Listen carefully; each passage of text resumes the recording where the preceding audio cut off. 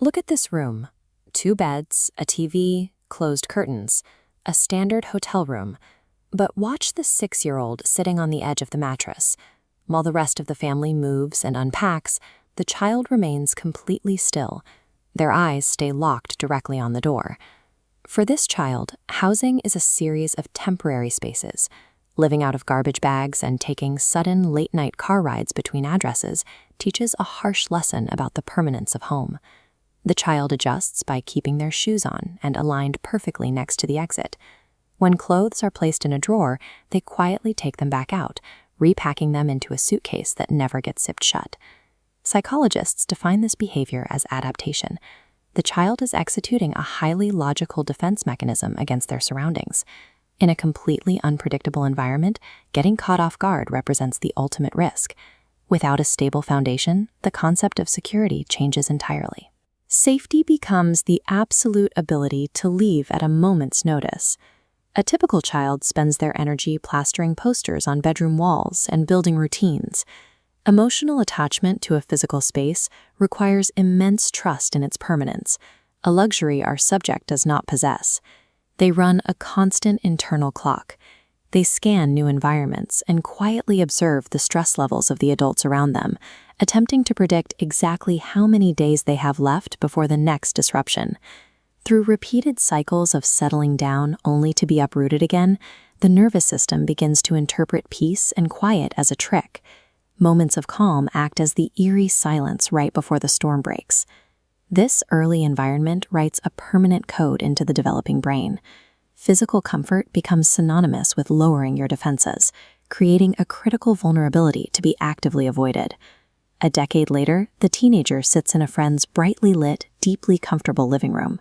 The physical environment is entirely safe, yet while the other teenagers sprawl across the furniture, our subject sits rigid on the very edge of the cushion. Their peers are completely at ease, absorbed in the conversation. The teenager keeps their backpack tucked firmly against their ankles, their eyes casually but continuously tracking the movement around doorways and exits. The deliberate survival choices made in the transient hotel room have shifted. The brain has automated the process. The threat assessment software now runs entirely in the background, firing off survival protocols without the teenager even realizing it. This physical rigidity extends directly to their social connections. They practice a strategy of staying halfway in, refusing to fully unpack their emotions or wholly invest in the friend group, ensuring that the inevitable goodbye won't hurt as much. To outsiders, this hypervigilance often looks like simple social aloofness or awkwardness. This brilliantly effective defense mechanism quietly isolates the teenager from the very connections they need. Now, as an adult, they have built the life they never had.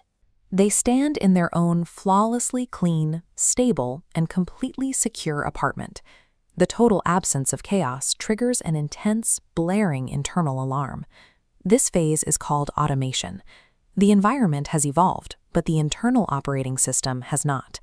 The brain relentlessly runs an outdated childhood program designed for chaos, scanning a perfectly safe room for threats that do not exist. To a nervous system raised on unpredictability, a stable routine is alien territory. The brain relies on pattern recognition, strictly equating the unfamiliar with the unsafe. Stability feels dangerous because it is completely unknown. You see this tension leak into close relationships.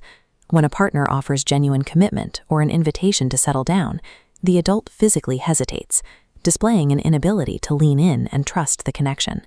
Their mind immediately jumps to the defense, anticipating the exact moment the relationship will fracture.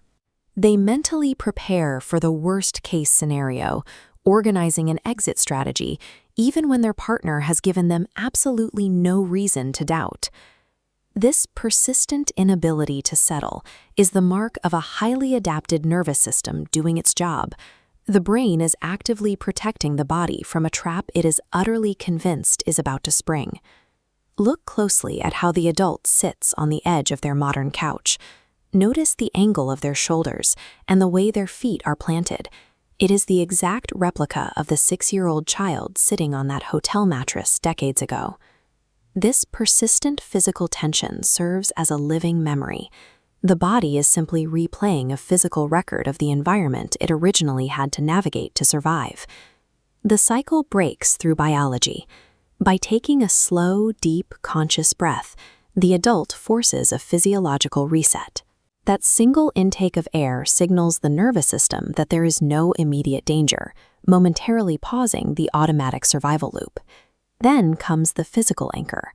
By deliberately taking an object, a framed photo, a heavy book, or a thriving houseplant, and placing it firmly down in the space, they actively rewrite their own attachment protocol. The protective reflex to stay on guard will likely always echo in the background. However, developing this conscious awareness introduces a critical new element, the power of choice, the choice to finally unpack.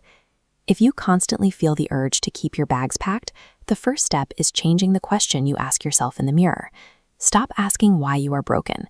Start asking what you had to learn to survive. Human behavior is a highly sensitive, constantly evolving form of communication between your body and your environment. True peace is found by acknowledging exactly where those survival instincts came from and patiently teaching your brain that the battles of the past are finally over. If this journey toward understanding resonates with you, you're not alone. Like, subscribe, and share. And join us as we explore the hidden logic behind the way we act, here at Behavioral Echoes.